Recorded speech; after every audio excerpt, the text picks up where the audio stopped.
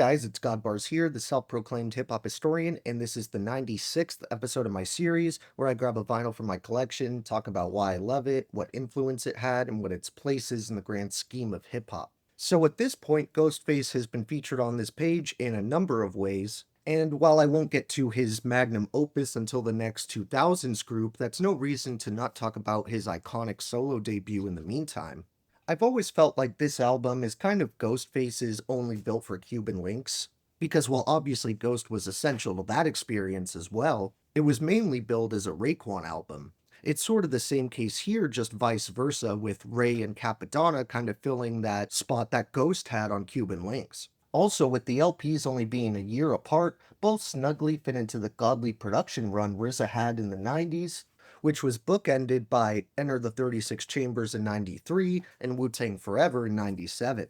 Even if you remove the albums where he only contributed a beat or two, like Capital Punishment or Temples of Boom, you still have all-time classics like 6 Feet Deep, Liquid Swords, Tikal, and Return to the 36 Chambers, just to name some. What's arguably most impressive about this section of RZA's career is how all these projects sound like they're in the same family and are clearly identifiable as Bobby Digital Productions, yet each one is still its own experience. Ironman is definitely a bit less dusty than Cuban Links. I feel like that LP is purposefully more grimy and reminiscent of a film like New Jack City, at least that's the type of story it makes me think of, and Ghostface's debut obviously shares a lot of those elements, but it was also the start of his Tony Stark's persona, which further separated him from the usual Shaolin vibe that RZA pioneered. He was also pretty ahead of his time with that theme, because this was still years before Doom would reemerge with his supervillain persona, and I feel like Ghost was just as essential as he was when it comes to jumpstarting this comic book inspired subgenre of hip hop that acts like Czarface continue to carry the torch for.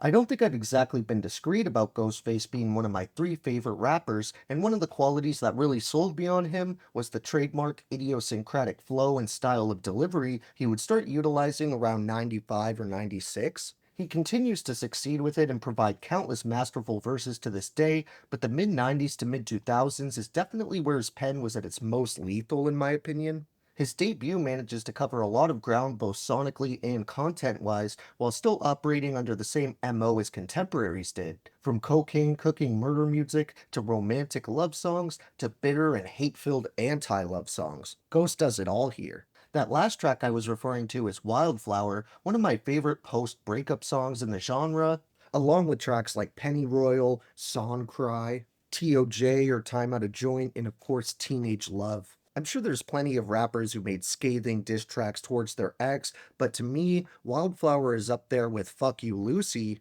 Slug's masterpiece of a breakup song off of Atmosphere's third album. RZA went absolutely crazy on this beat, but that really isn't a unique attribute to that track. Like on the intro, for example, it has a killer sample that leads you into the album and sets you up for what's to come, and even though it's actually Ray who has the dope opening verse, the bars Ghost gives right after are some of my favorite across the entire project. He's one of the best in the game when it comes to starting off his verses on a high note and gaining your interest, and he does that here on Iron Man from the first second you hear his voice. Ghost comes in with Show Nuff, Hit the Bank and Thrust, Woo Nautica's Jamie Sommer got trained on the tour bus, We Upgrade Swallow Raw Eggs, Read the Label hitting White Label, Left the Winnebago Unstable, Smooth Sailing, Walked in My Earth started kneeling, started stealing, I'm too ill, See we're grilling at the parlay, Kicked up Mac, Max Motion, Michael Bolton magazine quote, I'm too potent, Louisville mix painkill rap, fuck Benadryl, the violin and knowledge god sounded ill. Ghostface smartly put in a couple more romantic songs to act as a counterweight to the harsh honesty of Wildflower,